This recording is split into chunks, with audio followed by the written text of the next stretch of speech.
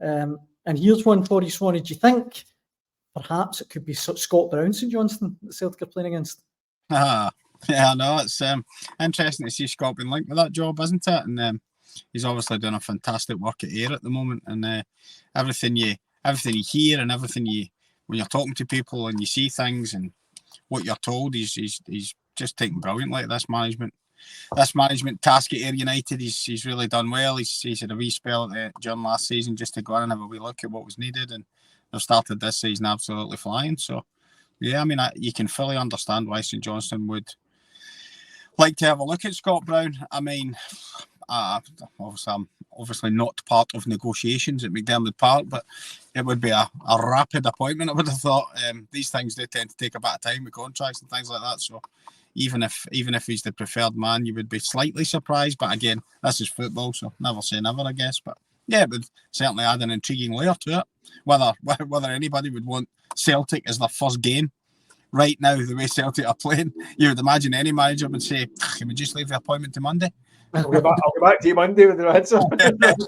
Yeah, I'll pick things up first thing Monday morning. I'll be on bright and sharp. Do something this weekend. Yeah. Glad he tucked off for his caretaker.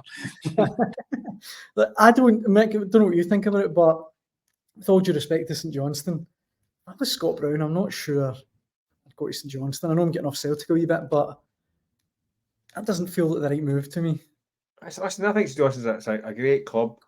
I've enjoyed covering them over the years, but it's a tough gig. It looks a tough gig. I know there's been a kind of change in ownership. Even that's obviously there's issues with the owner's health, which is not so good at the moment. It just looks a tough gig. I mean, St Johnstone have done brilliantly to survive in the top flight for so long. You just wonder at some point it's going to become too tough to keep them in the top flight. They've got a small budget. It just looks a really tough gig, I think. Is it one for Scott Brown? I don't know. I think he's doing a good job at Ayr. I kind of like to see him doing another wee bit longer. I mean, I know he spelled in England. It was good at work for a while, then it kind of got a bit tough. Just to learn his trade a bit longer, away from your kind of Celtic, Rangers, Aberdeen, Hearts, Hibs every week and all that. So I just don't know if it would suit him just to maybe sit tight for a season and see where he is. I can understand. I think he's going to be a good manager, Scott Brown. You could tell that as a player as well. By the way, you knew he was cut out for that kind of thing.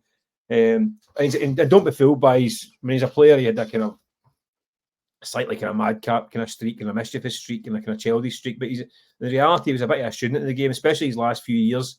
He was writing everything down. He was soaking it all up. So you don't be deceived by that kind of side of things either. He's deadly serious when it comes to coaching.